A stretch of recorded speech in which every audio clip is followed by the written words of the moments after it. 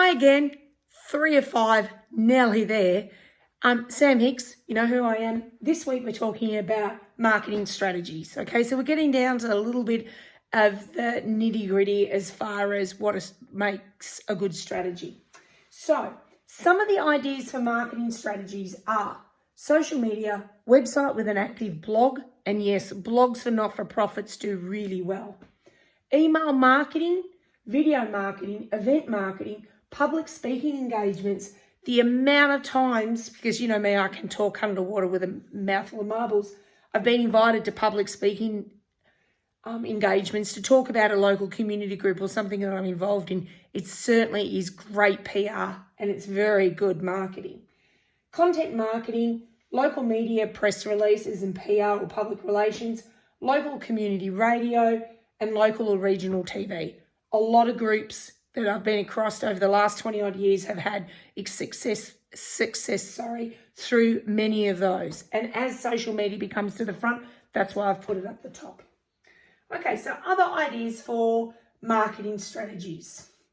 Things like partnerships. If you get two groups to work together for a common goal, that is good PR. Both groups are talking about each other, learning about each other, and you're front of mind.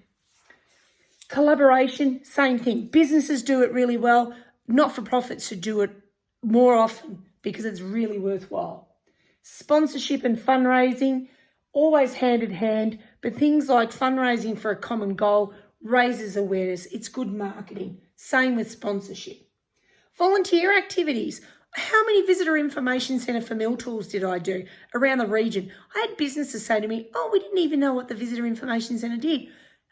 Well, when 40 volunteers got out of a bus and walked around their business and talked about what they offered, all of a sudden, that business owner became more engaged. So volunteer activities are great, especially training for mill tools, that type of things.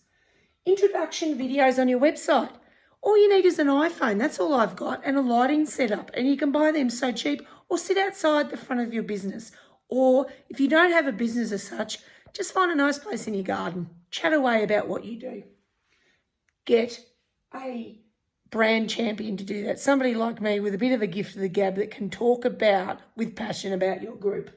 Cause marketing, that's a really good one. That is about, see the CFA tins or the SES tins in businesses? That's cause marketing. So it's actually on the counter, people drop coins into it, it has a conversation. Consider Google Grants. Google Grants are a thing, maybe worth looking at. Same with local government grants, all sorts of grants. There's newsletters that you can sign up to now to find out about group or association type grants. Identify brand champions. If you've got somebody in your group that's a local legend or likes a bit of a gift of the gab who you could follow around and just talk to them and video them or take notes, that's a brand champion that you can use.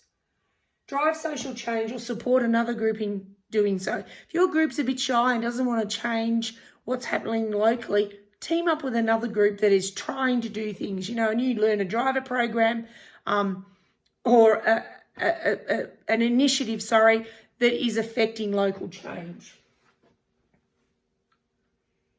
Okay, so tailor it to your own organisation. So take those marketing strategies above and tailor them to your association. Tweak and play with them. You don't have to do exactly what I've set up here, but it might spur a conversation amongst your team about, did you see Sam's idea about that? I think we could do this, this, and this, and totally turn that around. So have a chat about it. Nominate only 5 and then prioritise 3. Remember your volunteers. You're not going to be able to achieve a poop load of stuff in 12 months. Might even mean you have a 3-year plan and you have a couple of things each year. And then you need to be able to allocate the resources to achieve. If you've got one person, you need to find another person. That person may not even be on the committee. That person might be a community member who doesn't want to come to community meetings and get bored by 5-hour meetings. And trust me, there's still organisations that do that. Most of the meetings that I'm under are 2 hours and under, because who has got the time these days? And make sure that those resources can help you with those objectives within your plan.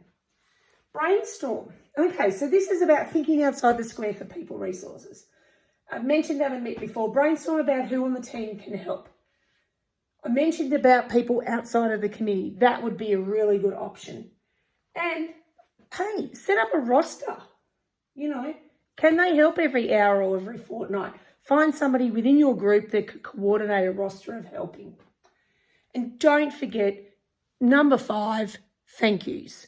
Always helps to celebrate success. Show your gratitude, celebrate your successes, tell your stories and celebrate your people. That's it for me. We'll see you again next week. Have a great week. Bye for now.